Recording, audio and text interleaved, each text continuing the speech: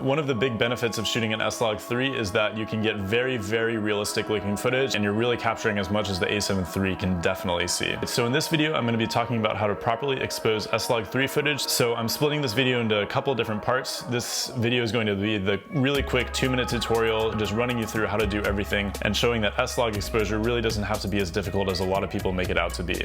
The next two parts are going to be an in-depth how to shoot S-Log3, and the next one is going to be in-depth how to grade S-Log3, but I'm going to be condensing it all down to 2 minutes in this video. So last thing before we get into the actual tutorial, in the description of this video you can find a link to a free LUT that I use to make my S-Log3 footage look normal.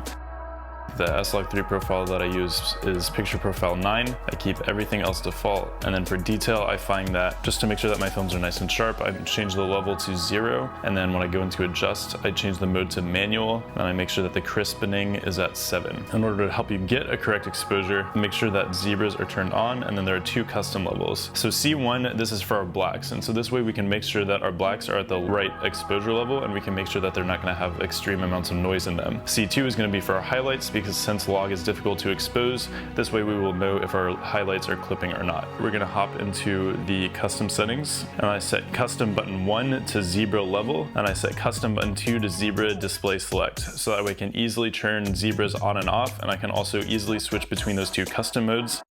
I'm going to press the C2 button to make sure that the zebras are turned on, and I'm going to go to C1, and I'm going to make sure that the custom 1 is selected for the zebra levels. And so now I'm going to start making it a little bit darker. The zebras are starting to creep into the frame. Since I tested out the zebra levels, those zebras will pop up when there is exorbitant amounts of noise in the shadows. You can have a little bit of zebras, but you do not want to have too many. I also don't want to overexpose my highlights, so I'm going to go back to C1. I'm going to go down to C2. At the very top, there's a little bit of clipping. That's fine because that's the bright sky, and of course that's going to clip anyways no matter what profile we're going to be in. So this exposure is looking good.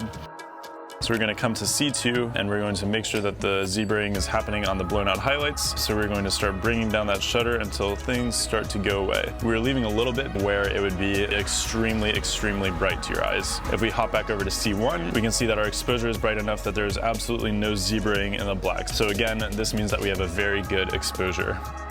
Our screen is completely dark since we are back indoors, so now we're going to start cranking that ISO. Right now we only need to worry about the blacks because there's really no point that I'll be able to push the ISO to where the highlights will clip, but now zebras have gone away, and so now this is going to be a clean exposure.